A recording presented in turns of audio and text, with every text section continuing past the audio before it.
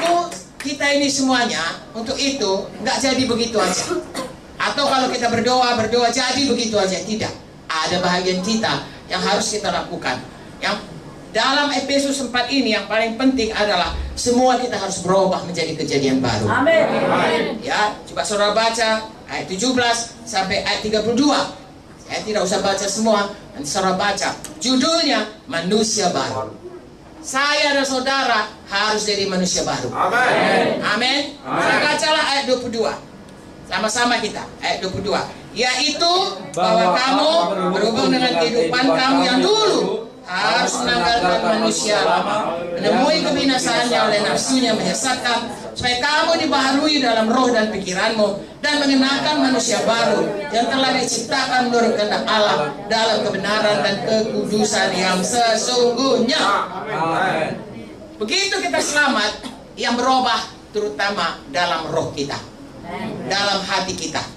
Kalau yang di luar ini, saudaraku, kalau pesek ya tetap pesek, ya. Kalau keriting tetap keriting, kalau hitam ya tetap hitam. Tidak gara-gara selamat lalu jadi seperti orang barat begitu, tidak. Tetapi di dalam ini berubah. Yang tadinya suka berdosa berhenti. Amin. Yang tadinya egois berubah menjadi mengasihi. Amin. Itu yang harus dibaharui hari lepas hari. Bagaimana caranya? Tadi kita sudah baca, saudaraku, bahwasanya kita itu harus diajari, dan sesudah diajari oleh firman Tuhan, oleh pemimpin-pemimpin kita, kita praktekkan apa yang diajari itu. Roma 12 ayat 2 berkata, barui pikiranmu. Contohnya, kalau saya dulu, saudaraku, punya pengertian sebelum selamat, saya ini nggak mau ganggu orang. Tapi kalau orang ganggu saya, selama hidup saya nggak mau lagi kawan sama dia. Kalau menurut di dunia itu baik, karena saya nggak rugi, nggak dirugikannya. Saya nggak mau ganggu orang, tapi saya jangan diganggu. Padahal di dalam Alkitab, manusia baru, kita harus selalu mengampuni. Kan kalau nggak mau lagi cabar, berarti kan nggak mengampuni. Dalam Alkitab harus selalu mengampuni. Nah itu contohnya. Saya berubah, saudaraku. Dulu nggak mau mengampuni, sekarang sudah mau mengampuni. Amin. Kalau nggak percaya nanti keluar saudara pijak kaki saya, pasti saya ampuni saudara. Atau saudara katakan yang jahat mengenai saya nggak akan marah, saya akan mengampuni saudara. Karena sudah diubahkan Tuhan. Ya, Tuhan mau kita berubah. Dari tidak sama kita manusia lama kita, tetapi yang manapun itu kita harus berubah. Itu sebabnya firman Tuhan berkata, beritakan Injil, baptiskan mereka. Kenapa dibaptis? Pada waktu saya dan saudara dibaptis, begitu kita lahir baru harusnya langsung dibaptis. Mengapa? Karena pada waktu baptisan kita proklamirkan, saya bukan lagi yang lama, saya sudah jadi manusia baru. Haleluya. Pendeta akan mengatakan dengan ini, kami baptiskan saudara, haleluya, pada kematiannya, supaya oleh kemuliaan Bapa, maka kamu bangkit kepada hidup yang baru di dalam Yesus. Sebabnya kita berkata, segala sesuatu yang dalam Tuhan Yesus itu kejadian baru. Kejadian lama sudah berlalu, kejadian baru sudah datang.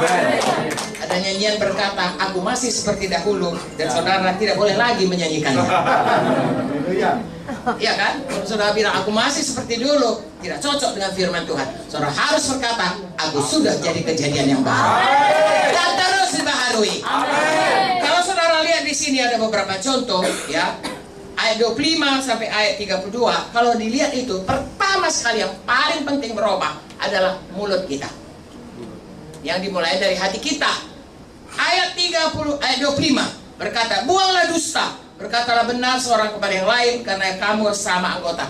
Jangan berdusta. Ya, penyelidikan dari gereja berkata 90% anak-anak Tuhan masih mau berbohong. Tolong kita bebas daripada dusta. Dusta termasuk bergunjing, termasuk menggosip, termasuk memfitnah. Itu lebih parah lagi, saudaraku. Ya, segala sesuatu yang keluar dari mulut ini hidup mati dikuasai lidah. Mari keluarkan perkataan yang benar, perkataan yang hidup, perkataan iman, perkataan yang membangun. Amin, saudaraku. Kemudian ayat 26, jangan menjadi marah. Marah itu, saudaraku, kalau kita tidak bisa berhenti, itu sama dengan membunuh. Dan orang yang membunuh tidak bisa masuk kerajaan sorga. Ayat 26, kalau kamu marah, ya janganlah sampai kamu berbuat dosa, matahari terbenam sebelum padam amarahmu. Dengan kata lain, semua kita harus mau mengampuni. Amin. Jangan beri kesempatan kepada iblis. Kalau kita tidak mengampuni, kita beri kesempatan kepada iblis. Sebab firman Tuhan dalam doa Bapa kami, ampunilah kami Tuhan, sebagaimana kami mengampuni orang lain. Dikatakan lagi dalam Matius 6 itu, kalau kita tidak mengampuni, Tuhan pun tidak mengampuni kita. Kalau Tuhan tidak mengampuni kita, apapun doa kita, Tuhan tidak bisa menolong kita. Karena Tuhan berkata, bukannya tanganku terlalu pendek, telingaku terlalu peka, kurang mendengar, tetapi dosamu sebagai penghalang. Oleh sebab itu, mari mengampuni, mari mengampuni. Amen. Jangan marah. Amen. Berhentilah marah. Kalaupun orang itu jahat, saudaraku, ada cara Tuhan untuk kita tetap di dalam damai sejahtera dan dalam kebenaran mengampuni mereka. Haleluya. Kemudian saudaraku, ayat 29, janganlah ada perkataan kotor keluar dari mulutmu. Pakailah perkataan baik untuk membangun di mana perlu, supaya mereka yang mendengarnya beroleh kasih karunia. Haleluya. Jadi apapun ya, selanjutnya katakan ya, jangan kamu mendukakan Roh Kudus. 31, segala kepahitan, kegeraman, kemarahan buang. Yang 32, hendaklah kamu ramah, bukan marah, ramah. Penuh kasih mesra, saling mengampuni, sebagaimana Allah dalam Kristus telah mengampuni kamu. Hidup mati dikuasai lidah. Amin. Sidang GKI Semarang Timur, tolong biasakan semua mengeluarkan perkataan kehidupan. Amin. Perkataan iman. Amin. Perkataan yang memberi pengharapan. Amin. Perkataan yang membangun. Amin. Perkataan yang mempersatukan. Amin. Kalau sempat keluar, minta ampun saudaraku, ganti. Haleluya. Haleluya. Ubahkan hidup kita menjadi hidup baru, di mana setiap perkataan adalah perkataan yang membangun, memberikan kasih karunia, perkataan yang memberi kehidupan. Amin. Haleluya. Haleluya. Saya percaya saudaraku, ini jadi dalam sidang ini. Saya melihat saudara terus bertumbuh. Karena saudara setia mau berubah di dalam Tuhan. Bagaimana supaya kita tetap bisa bertumbuh? Semua kita tahu kita harus lengket sama Tuhan.